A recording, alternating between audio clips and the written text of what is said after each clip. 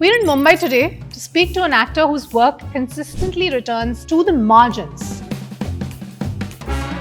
to stories of social inequality, got drawn towards more of performing as an actor than as a conventional Bollywood hero. moral subjectivity, individual resilience, and well, a lot more. I want my stories to be rooted, to be real, to be representative of the majority. Across film and streaming, he's built a body of work that engages with the public very realistically. I want to go out there and represent the common man. As a result, justice and accountability are the nuances. Nobody in the world of Indian cinema actually spoke about the Sabarmati train incident. And I wanted to go out there and I wanted to talk about them. And I did that. Which we see percolating through the prism of the society it begets. If you really feel that ये कहानी नहीं बोली जानी चाहिए, ये कहानी इसीलिए नहीं बोली जानी चाहिए क्योंकि आपको लगता है ये किसी political point of view से बोली जा रही है. I'm sorry to say you're not liberal at all. His performances rely on restraint rather than rhetoric, Discipline is the only destiny. empathy rather than excess. The world of storytelling, there is no right or wrong. There are only perspectives. Allowing social reality to emerge in the silences. There are so many films that people talk about that, these films are polarizing. This film is particularly catering to a section of the audiences. So be it, right? If you don't want to watch it, don't watch it. In an industry dominated by scale, Vikrant Massey represents a quieter tradition. Cinema as observation, not escape. With him on Mic Open. Thank you so much for joining us today, Vikrant. It's an honor to have you here with us. Likewise, and thank you so much for having me, Sanya. Thank you. Yeah. I whatever conversations as a person outside of of course, the industry about you that I've had have always been about how great of an actor you are. Your skill is always heavily discussed whenever we are talking amongst each other with friends or family. He's a great actor. Oh, he's बहुत अच्छी acting करता है या बहुत real acting करता है. So realism is something that we always speak about. I think in my personal lived experience that I've had. Thank you. Speaking Please thank about. your friends and your family on my behalf. So thank you. Yeah, I mean it's the truth. Do you have any thoughts to share with us about this realism that we see in your acting as the audience? Where does it come from? Do you have any reflections on that? I think a lot of things come into play at once. I think it firstly begins with, as a fan of cinema, as a young kid, the kind of movies I grew up watching, the actors I kind of really looked up to as an audience. And that slowly became a part of my own personal character. And then when professionally, once I started acting, is when I felt that, okay, this is something that I would like to do. So a lot of the actors I liked, the kind of storytelling that I liked while I was growing up. For example, my mom used to watch a lot of Satyajit Ray. She used to watch a lot of Rishikesh Mukherjee. I used to watch a lot of Hollywood films as a young kid with my older brother. Born and raised in Mumbai, so we had the privilege of a Star Movies or a Star World and international cinema, though selective. But as I grew up, I kind of realized that is naturally what I'm drawn to. That is my natural selection. Though I am a dancer, I've been a professional dancer with Shamak Davar in his troupe, I just got drawn towards more of performing as an actor than as a conventional Bollywood hero. Yeah. And I think as I'm moving along, I am realizing that a lot of people also are kind of getting drawn into it. Storytelling is such an incredible medium. It has this incredible capacity to sort of course, entertain you and sort of, take you in a world where, you've never been. It could be fantasy, it could be mystery, but by the end of it, I think it has this tremendous power and strength to inspire, inform, and also represent. And naturally, the kind of movies that I was offered in my early stages, I realized that this is the gaze with which people are actually seeing me. And I kind of sort of got used to that, and then it became second nature to me. So yeah, I mean, I also want to do a lot of other stuff. I want to do the conventional Bollywood movies. I want to dance around the trees. I want to do a comedy, an out and out comedy. But largely, I think, the privilege that has been bestowed upon me, I want to go out there and represent the common man. I want to tell their stories. I want my stories to be rooted, to be real, to be representative of the majority. And lastly, one thing which I've only very recently, I think, post 12th fail, realized is that all of us, especially, an average 9 to 5 Jane Doe, they have so much going on within. Unfortunately, they are not able to express themselves in the world they are a part of. And if they can find any story that speaks about their challenges, about their struggles, or their voice, I think they immediately tend to lap it up.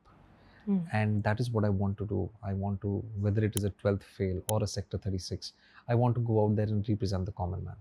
Hence the realism. And so that was my second question actually. So it was not really a deliberate choice you're saying, but there was a specific outcome in your mind that you had when you were choosing such roles.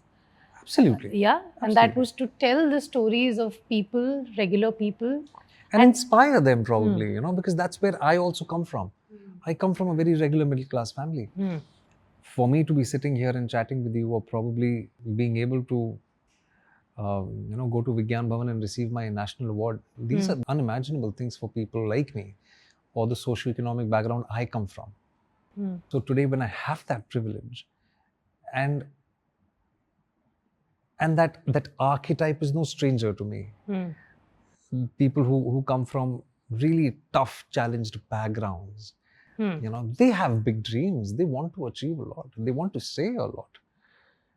They unfortunately don't get that space either in their homes, or at their workplaces, or in society at large. And as I said, storytelling is such an incredible medium. It has always had the power to inspire. And historically speaking, I think, if you just go down history, I think in the last 200 years, probably even during independence, one of the major reasons, or major tools to sort of, mobilize people, or to sort of spread the word, was through theatre, the medium of theatre, which is an extended form of an art form. And similarly, so is cinema. Though comparatively modern, because modern cinema is, say, maybe just a few hundred years old, but it is an art form. So storytelling has always been, very, very influential in sort of mobilizing people, or sort of, it's been largely representative of people, and it still continues to be so. And and I think, whether it's a 12th fail or a Sector 36, or even a Sabarmati Report for that matter of fact, I take immense pride in being able to sort of go out there and speak about people and try being their voice. You talked about your award for 12th fail. You got the national award, Yes. if I'm correct. Yes. And in that particular film itself, you have played a character which is representing effort. Yeah. So it's not really, I have arrived. It's like I'm consistently making an effort. I'm jumping the gun here, but I think that you should probably give us some reflections or advice to younger people who are in that effort phase and not arrived, I have arrived phase yet. I mean, what is arrived? Let us just understand that first. Yeah. I don't know that. I don't know what is arrived. There are so many people who tell me, "Oh, you've arrived," and I'm like, "Where?" I don't know. It's so superficial, unfortunately. For the lack of a better word, it might sound very condescending, but what is arrived? I don't know where. I mean, is it just about being famous? Is it just about sort of picking up a few awards, or having a few more Instagram followers? If that is the case, then I don't want to arrive anywhere. I might sound a little arrogant and pompous, but I think life in itself, or any endeavor, is an ongoing journey. It's an ever evolving journey. So like Manoj Kumar Sharma, or probably most of the other characters that I've played, I think they are consistent. They want to bring about a change, of course, within their own lives, but also the world around. And if I am to advise the younger generation, I would just advise that, just be at it. You need to be consistent. We are unfortunately living in an age of instant gratification. Yeah. And especially social media has really catapulted that sentiment. There is this innate, it's become a need. It's not even a desire anymore to be sort of validated by people. So I would request them to not focus on that. I think the idea is to just be consistent, to be at it. Discipline is the only destiny. And if you do not have any resources around you, please don't be disheartened. I think, yes, unfortunately, sometimes not everybody has the same level playing field, but you can create your own if you're disciplined in whatever you do and consistent with whatever you do, but also at the same time not have this mindset of sort of having arrived somewhere, because it is actually an ongoing journey. It is an ever evolving journey. You have to be at it. You have to keep hitting the hammer on the nail and just keep moving forward. And don't forget your roots, most importantly, especially for the ones who come from backgrounds which are similar to mine. A lot of people say don't forget your roots, but what is the meaning of not forgetting your roots? Is it humility, or is it giving back? I think it's a mix of both. Like, if you're humble enough, you will probably reach a point in life when you know that you've achieved enough and it's time for you to give it back. And that's how it's always been. Even before us, that's how it's always been. Whether you're talking about the classical old age, wherein you're talking about the most generous and benevolent of kings, or people who ran the society. I think one of the reasons why they have created a legacy long after they've gone is because they gave it back to people. They were generous enough to uplift not just themselves and their immediate families, but society at large. And I think we should retain a bit of that philosophy, especially in this extremely fast moving world.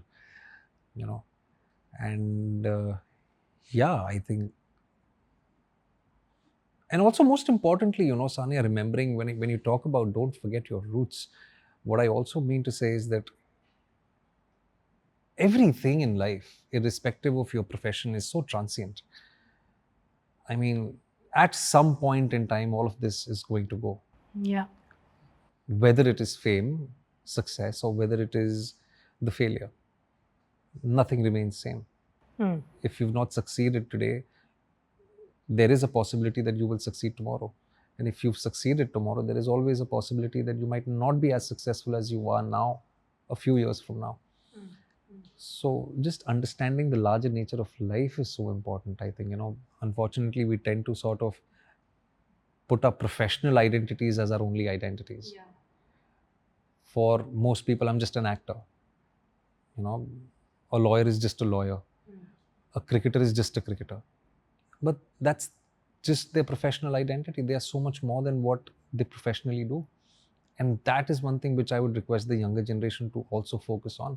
You're a son, you're a daughter, you're a brother, you're a husband, you're a father, you're a mother, you're a friend, you're an enabler.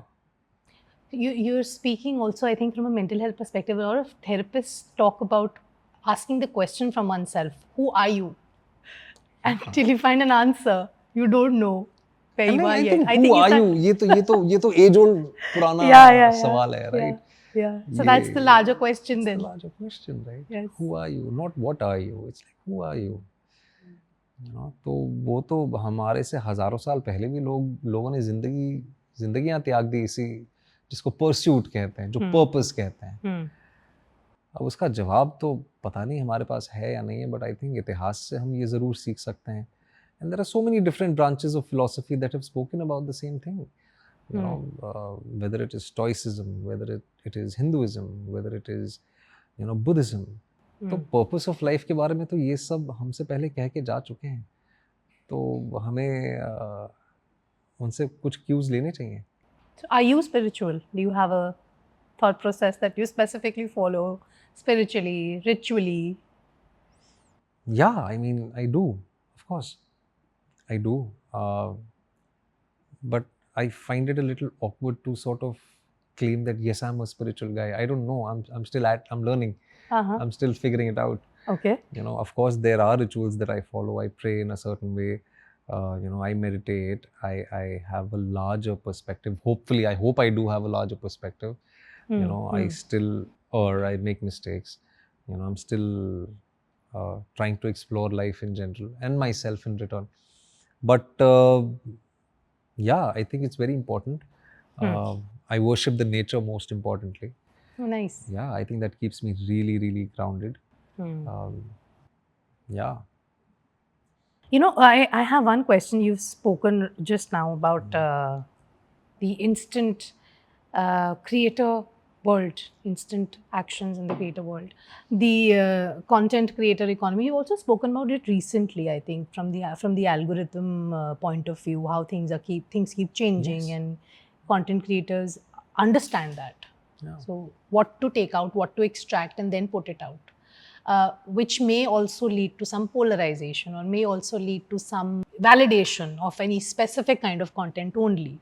What do you have to say to that in terms of regulation of such content? I'm not talking from a legal point of view, but from a, say, artist's point of view. Does it affect the way you are able to deliver your work, where only certain kind of thought processes are more vibrantly projected or pick up more? I don't think there should be any regulation, firstly, because the world is so large yet so small, especially after the advent of the internet and social media and the OTT platforms. That today, for example, any film of mine, say a 12th fail, is being catered to more than 190 countries, right? And I generally feel that the world of storytelling, there is no right or wrong there. There are only perspectives there.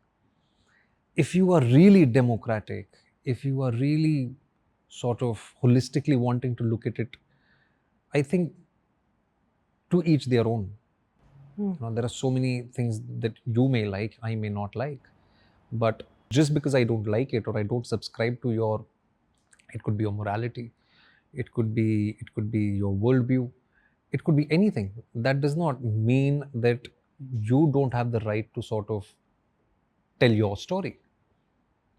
And that is the case of storytelling, right? There are no rights, there are no wrongs. Everybody has the right to tell their own story. Yeah. And that's how I see it. And with regards to like regulating, I mean, like literally regulating, I think most platforms, they have those guidelines, and the government itself is also doing a lot of things. There are requisite bodies which are working day in, day out for certain regulations. So I think let's leave that job to them, because they specialize in that area. But as content creators, as storytellers, I think yes, we need to be cognizant of the fact as to what the impact of that is going to be on society at large. Because as I said earlier, that it is a medium which can definitely inspire, it can inform, it can inspire, and cinema has always inspired a lot of people. As young kids, when we grew up, we got inspired by all the dishum that we saw, and we also we enacted those actors that we grew up with. There has to be that some sense of consensus with regards to the impact on society at large. But would I really want to go out there and completely disregard it and completely ban it and stop it? I don't think so, because there are so many different people out there, and there are so many takers out there. We are living in the world of consumerism. And if this is an open market, and if that is what we truly aspire it to be, because I think we are all collectively working towards having an open market in the world, right? So I think we should understand our responsibilities individually, but also at the same time not I mean not restrict anyone, because जो चीजें मान लो मुझे पसंद है, as I said earlier, वो शायद आपको ना पसंद हो. You know, there are so many films that people talk about that, you know, these films are polarizing. This film is particularly catering to a section of the audiences. So be it. Right? If you don't want to watch it, don't watch it. But there is a large section of the audiences that wants to watch those kind of movies. So that's what I feel. Yeah, you've said in the past also about how India is very complex as a country, and extremism is something that should be regulated. That's for sure. Any form of extremism, Yeah, of course, yeah. yes. Like, for example, sorry to cut you, if you're talking about extreme violence, of course there are certifications that are provided by the censor board. Like, if there is an A-rated movie playing in theaters, it is an A-rated film because of certain reasons. The CBFC feels that, okay, this is inappropriate for kids below the age of 18. But would you want to stop a grown-up man like me wanting to go out there and watch an A-rated movie in a theater, which is violent in nature? I think that also takes away from my right, if I may say so, right? तो certifications होने चाहिए जो हैं in place already हैं, और सिर्फ cinema में नहीं, वो OTT प्लेटफॉर्म्स पे भी अब शुरू हो गए हैं.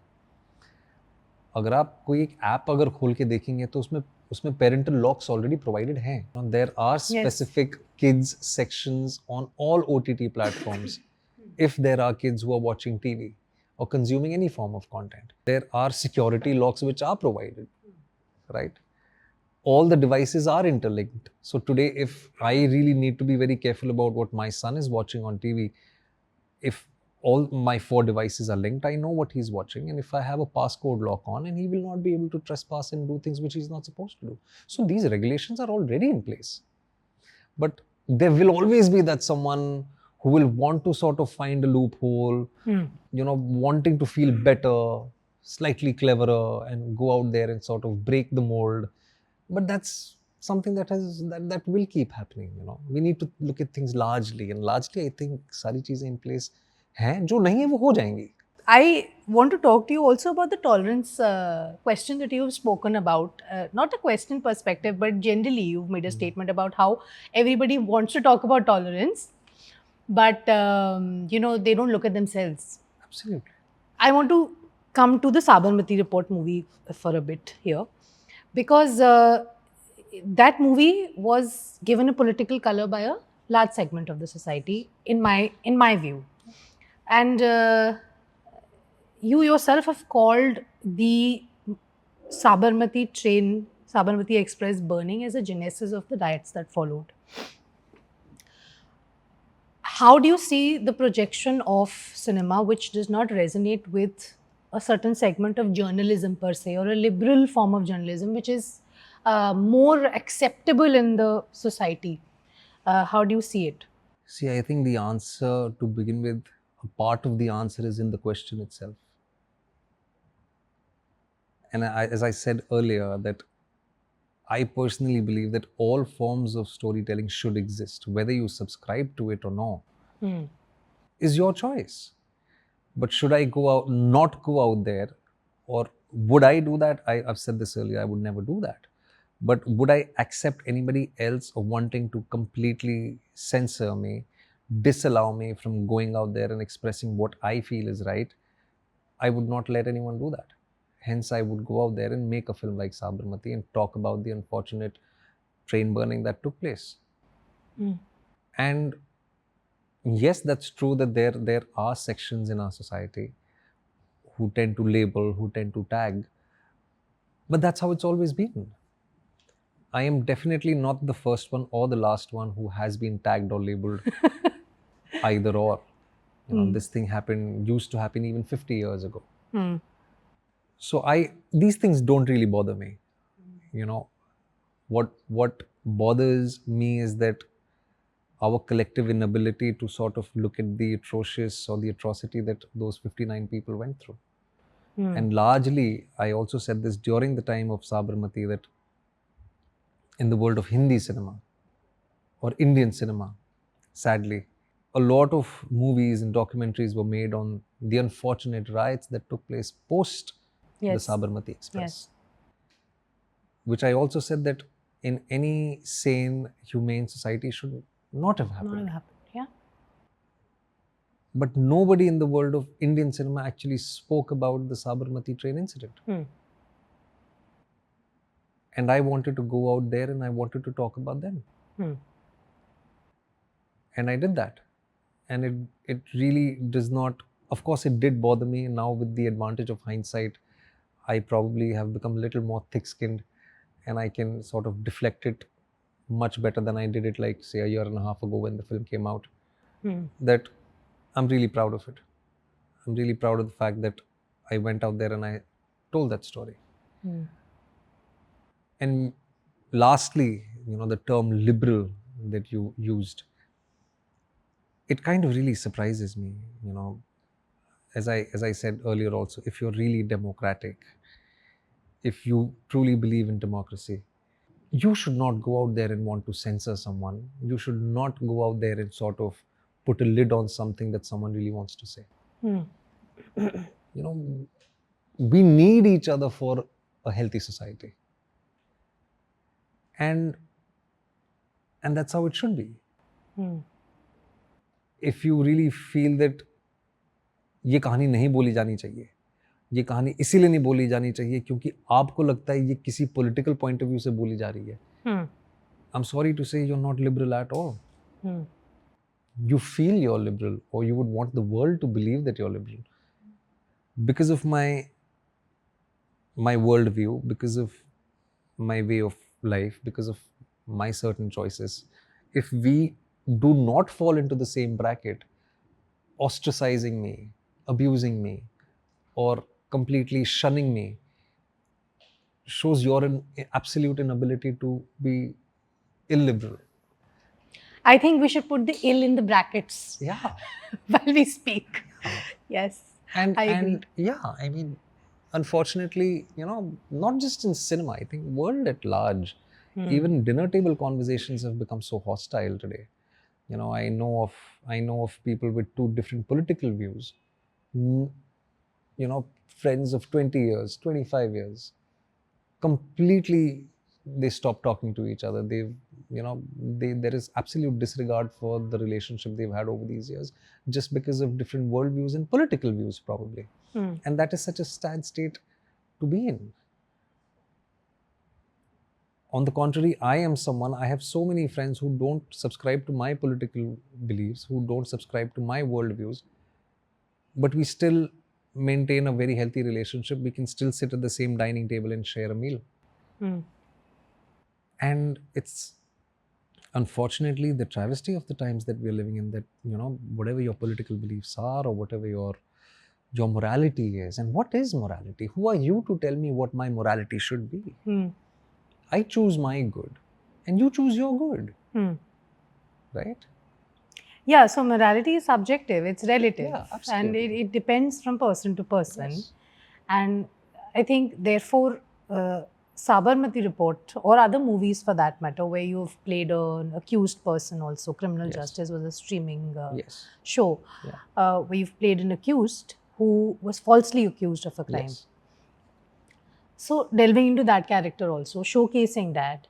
Even in Sabarmati Report, for that matter, you've not projected anything from a political lens. You are acting as an investigative journalist who is doing his work and who wants to put out the truth out in the open. And sadly, I'm sorry to cut you again, there are so many people who've met me and they've had things to say about the Sabarmati Report because they have a preconceived notion. And the only question that I end up asking them is, have you seen the movie? And they say, no, we haven't seen the movie, but हमें पता है वो क्या होगी. Can I tell them कि पहले picture देख तो लो. और अगर वाकई में उन 59 लोगों के बारे में बात करना गलत है तो वो गलती मैं दोबारा करूंगा. क्योंकि जिस दुनिया से मैं आता हूं, सिनेमा की दुनिया से, और खासतौर पे इंटरनेशनल मीडिया ने भी, there were so many publications, there were so many outlets who actually sort of had their own two bits to say about the unfortunate riots. But if you go down the data or statistics, how many of them spoke about the train burning? Nobody spoke about that. Hardly. At least in those times, definitely it wasn't brought about. I think now, in the recent past, because of social media, because Yes. of I'll give my personal experience or personal view. Whatever conversations we've had about Godhra, or I've had with my folks about what happened in the past and what led to the riots, was something that those were conversations that we're having within our homes, and it was not really said out in the open or in the newspapers, whatever may be the reason. But then we were able to project those views on social media later on in our generation. Because of that privilege we have today, everyone has a mobile phone. You have access to, platforms like X or Instagram. Yeah. But what I mean to say is that those 59 people, they were killed.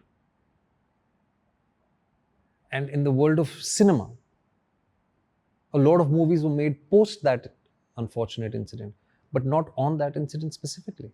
And I wanted to talk about that. How do you prepare for such roles? You've worked at the hem of a lot of these institutional systemic issues that have been going around. How do you prepare for such roles? I mean, that's where we go back to the first answer, which is, I derived a lot of my inspiration from the real world. I would want to believe that I'm a realist. I'm not a trained actor.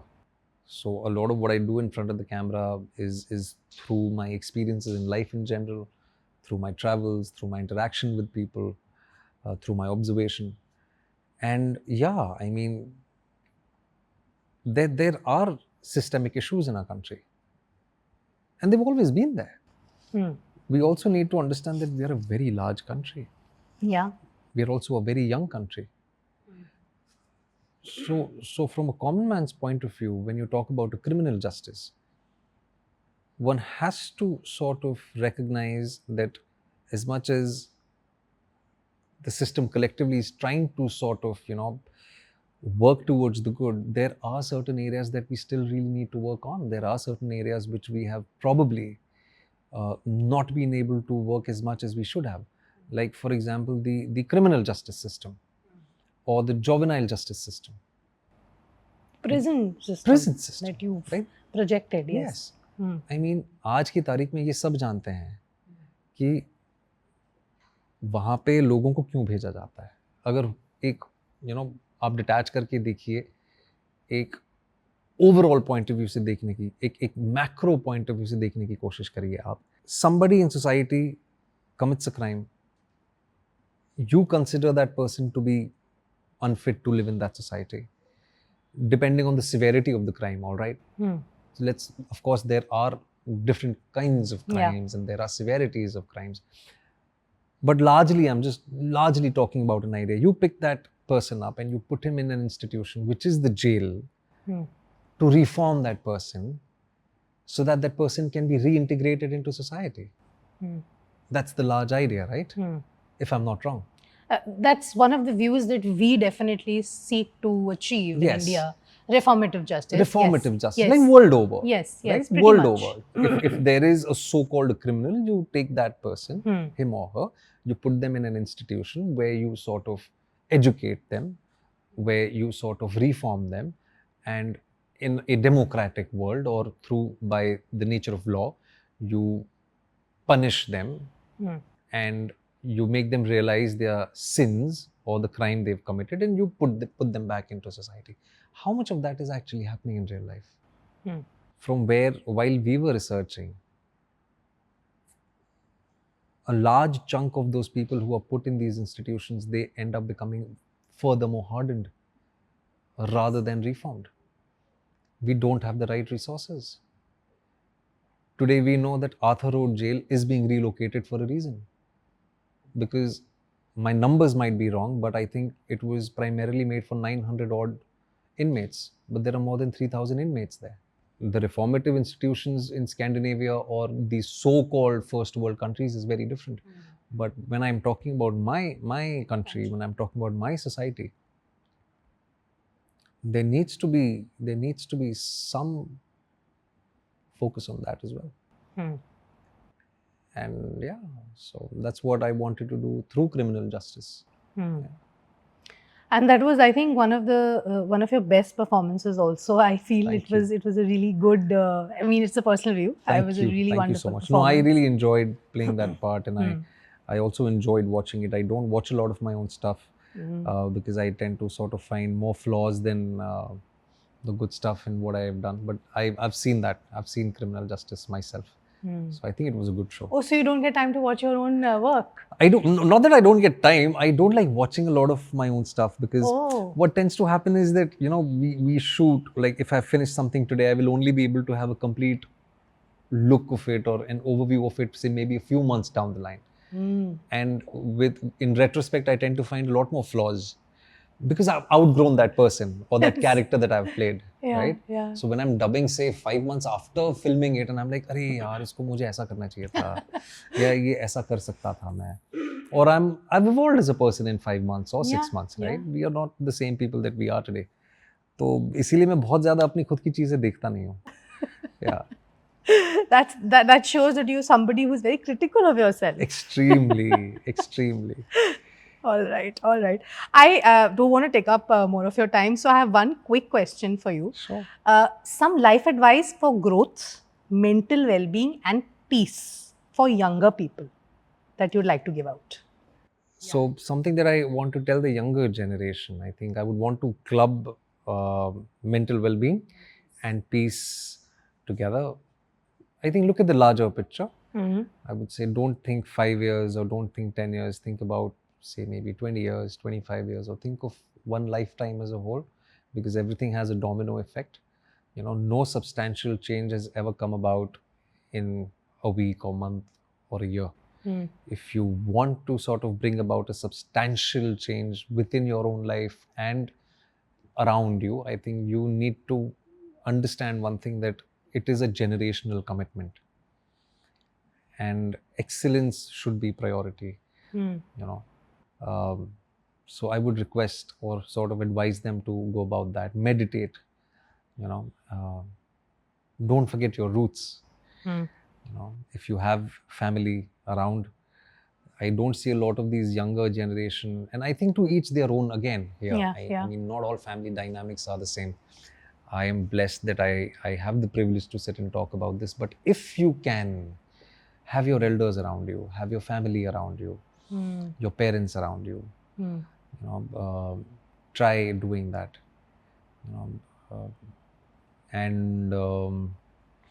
Look long term. Work on your physical self. I mean, working out is very important. Reading is so important. Reading. Any books you recommend? One book that you recommend for everybody that they should read? One book. I mean, there are so many. It's so tough, right? It's so difficult to choose one. But just to get a better understanding of your own self, maybe, or the human nature, I think there are so many out there. I don't want them to be academic per se, so that it's an easy read for people. Thinking Fast and Slow by Daniel Kahneman is something which I would recommend. I think it will give you a better idea of your own self, about the world around and how things work around. It's a fun book, right? It's an easy book. I mean, it's a thick fat book, but once you start going about it, I think it's a fun read. So that is one book that I would suggest that you could read. I think I've covered most of it. Love your family. Work on yourself. Love yourself. Work on your physical self. Meditate on your fitness advice then. A little bit of fitness advice. As I said, I mean, some people like doing yoga, some people like hitting the gym, some people just like running. So something you're saying, everybody should movement. Of course. I'm not the only one who will say it. I think, everyone says the same thing, that you must have some form of physical exercise. And because of the mad rush that we are in, especially in urban centers, I think just taking those 20 minutes or 30 minutes in a day to just sort of be in that moment of nothingness, to just meditate and just listen to yourself, or just listen to your thoughts, or pay attention to your own thoughts. When you shut your eyes and when you're just sitting, उस ध्यान में जब आप बैठते हो, तो अच्छा है, वो बहुत ज़रूरी है. And I mean, खुश रहो, जियो और जीने दो. दूसरों को कम जज करो. और ये अनफॉर्चुनेटली यंगर जनरेशन में ये चीज़ मैंने देखी है कि जो हमारे पास है उसकी खुशी कम और इस बात का दुख ज़्यादा है कि उसके पास क्या है।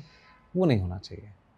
You know, दूसरों को देखकर दूसरों को दुखी देखकर होते हैं लोग पहले तो अपना देखो कि तुम्हारे पास जो है हम्म उसकी खुशी को ज़्यादा एंजॉय करो rather than sort of focusing on what you don't have or what the other person actually has.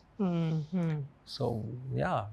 I wanted to do a rapid fire with you, but Yes. No, I would love to. I've done I did 5-6 questions. I would love to. I Yeah, like rapid but fires. I don't know how good these are. So कोई बात नहीं. Yeah, okay. कोई बात नहीं. Vikrant the actor or Vikrant the parent in terms of perfectionism? No, perfectionism does not exist. Precision maybe. Okay. Yeah.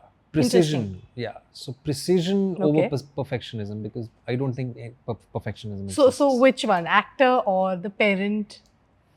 Precise. As an actor, yeah. Yeah, there's so much more that I need to learn as a young parent. Yeah, and unfortunately I hardly get any time with my son. It's actually my wife and my mother and our whole family raising my son. I would want to do much more. Yeah. Okay, next one. I know you like the hills. So which ones do you prefer? Himachal, Uttarakhand, और दूर देश के मतलब New Zealand? नहीं हमारे देश के Why is that? Himachal is home. Because it's home, right? Okay. And I've traveled enough to sort of know कि 10 दिन में मेरा हो जाता है बाहर. I love traveling outside because there are certain perks which I can only get outside the country, which is just walking down the streets. But after 2 weeks I'm done. I want to come back home. And because Himachal is home, my grandfather was born there, my father was born there, my wife is from there. And we have a home in Himachal now. So yeah. So you like the hills there. And I also feel Indian hills are different. They're different. They speak to you. Yes. Yes. And I love those, पता है पहाड़ों पे खास तौर पे, चाहे वो उत्तराखंड हो, चाहे वो हिमाचल हो, या नॉर्थ ईस्ट भी अगर आप चले जाएं, आपको एक तो मौसम होता है, हमारा कल्चर जो है आपको हर गली चौराहे पे, हर टर्न पे आपको एक छोटा मंदिर मिलेगा. कोई माता होगी जो जिनकी बहुत मान्यता होगी वहाँ पे. It's beautiful. मुझे वो बहुत ज़्यादा पसंद है. That's so nice. Yeah. Okay, one thing fame has taught you. That everything is very transient. Yeah. So any secrets that you'd like to reveal here, any projects that you're working on that you would like to talk about, or you'd like to just keep it hush hush? At the moment, hush hush. Hush hush. Yes. Okay. Do you think money is key to happiness? Why or why not? Money is extremely important for happiness, but it might not be directly proportionate to happiness. I think money can give you the confidence. I have always said this, and I don't know if you've seen this somewhere on the internet. I do not believe when people say money does not buy happiness. A lot of people say that. I don't agree with them. Money gives you confidence, and that confidence gives you happiness. So money indirectly is proportionate to happiness. Yeah. Interesting. Yeah. A lot of people will give a very philosophical answer there, and they'll say, no, money is nothing to do with that. They're all lying. They're all lying. I kind of agree. They're all lying. Are you a feminist? I'm still trying to figure out the actual definition of a feminist. There are so many. It's getting it's getting really murky here. So what exactly is a feminist? I'm still trying to figure out. If it is about empowering the women around you, I think I've always been a feminist. But what is the true meaning of feminism? I think we are all still trying to figure it out. There are so many different versions of it and translations of it. Everybody can have their own view of feminism, I think. So if you feel that you are somebody who wants to empower women, I think that you definitely are. Then I think I am. Yeah. All right. Do you think AI will ever replace actors? Actors? Live actors? No. No? No. Any fitness ritual, or you think you must do? I think I've already asked you this. Yes, I think to each their own. मतलब मैं meditation करना भी मैंने शुरू किया है, so I would say that. And one last question: do you have a retirement plan? A retirement plan? My career has only just begun, so we are still a long way away from it. But एक plan तो ये है कि हाँ, I want to live in the hills. Right. I want to sort of keep shuffling between Mumbai and the hills. Nice. And have a nice space where I can sort of sit and read. Mm. and yeah, do some gardening or probably, yeah. I love winter, so one of the reasons why I want to settle up in the hills is because of winter. Mm. Yeah. Wonderful. I think it was a great conversation. At least I had a lot of fun. Thank you. So thank you I very hope much the for your time. audiences have fun too. Yes, Thank you. yes, of course they will. Thank you so much. Thank you.